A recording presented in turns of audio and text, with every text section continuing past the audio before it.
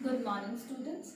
I hope you have gone through yesterday's video and how the cell was discovered and by whom the things are clear to you. Let us continue with the chapter. Yesterday we discussed about the entire experiment which was being conducted by Robert Hooke, and in this you studied that cells are the basic structural and functional unit of life. But beta, the cells, they vary in shape, they vary in size, and they vary in number from organism to organism. For example, if you see the shape of the cell, amoeba has a different shape, then RBCs have different shape, nerve cells have different shape, ovums have different shape. Same way, the number of cells, we have unicellular organisms, we have multicellular organisms. Moreover, the presence of the proper nuclear membrane and the absence of the nuclear membrane, there is a variety in the cells. Let us discuss them one by one. Variation in cell size. You might have heard about the organisms which have the smallest cell size, like PPLOs, which are also known as pleuropneumonia-like organisms, or mycoplasmas. These are the smallest cell having the size only the 100 nanometer. 100 nanometer means 100 into 10 to the power minus 9 meters. Same way, we can have the cells like so large like the egg of an ostrich, which is almost 17 to 13 centimeter. It is the largest cell. So, there is a huge variation in the size of the cell. But the size of the cell has no relationship with the size of the organism. An ostrich has a very big egg, but the elephant has small size RBCs also and even smaller nerve cells also. Same way, the cells vary in shape. You have heard about spindle-shaped muscle cells, oval blood cells, elongated nerve cells, differently shaped sperm cells, and there is a huge variation.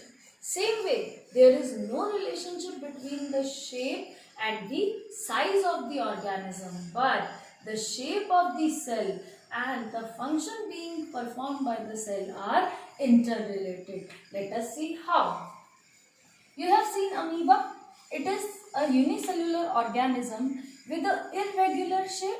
It releases finger-like projections like pseudopodia. So it is its shape which helps amoeba to move, to take in food, to grow, to give the waste material out of the body. Same way the nerve cells. The nerve cells are elongated ones. They have thin projections which receive the impulse and a long elongated axon which transfers the impulse from one cell to the other cell. Same way, the shape of the RBCs help them easily to move through the capillaries. So, the shape of the cell is related to the function being performed by the cell. Now come to the number. Depending upon the number, we have unicellular organisms also. We have multicellular organisms also. Uni means single, cellular means cells. The organisms which are made up of a single cell are known as unicellular organisms. For example, amoeba, paramecium, yeast is a unicellular fungi also.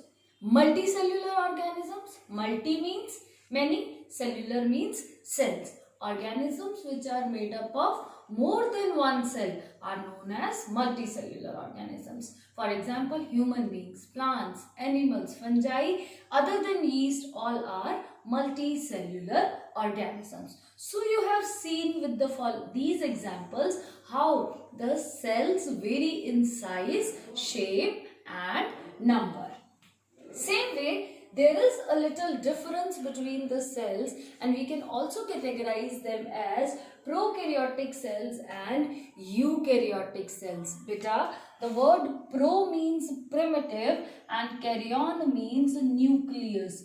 Those cells in which there is no well-defined nucleus means there is no nuclear membrane present outside the genetic material. Genetic material lies only in the cytoplasm and is called nucleoid. Such cells are known as prokaryotic cells, and the organisms having prokaryotic cells are known as prokaryotes. For example, blue-green algae, bacteria, mycoplasm. You could see the diagram. This is the genetic material or the chromatin network. We call it as the nucleoid, and it is lying in the cytoplasm only. There is no nuclear membrane outside it. Other than this, in the eukaryotic cells, eu means mortal, karyon means nucleus. Eukaryotic cells have a well-defined nucleus. You could see genetic material, chromatin material is enclosed in a nuclear membrane, and this entire body in which genetic material is present, we call it as the nucleus. For example, plants, animals, protista, fungi, all these are the eukaryotic organisms, and we call them as eukaryotes. From above all this topic which we have discussed today, you are able to answer to the questions: differentiate between prokaryotic and eukaryotic cells, differentiate between unicellular and multicellular organisms. I have given you certain questions yesterday also. Same way, these two questions are also to be written in your notebooks in the differentiate form, along with the examples and the way I have drawn the diagrams. Thank you.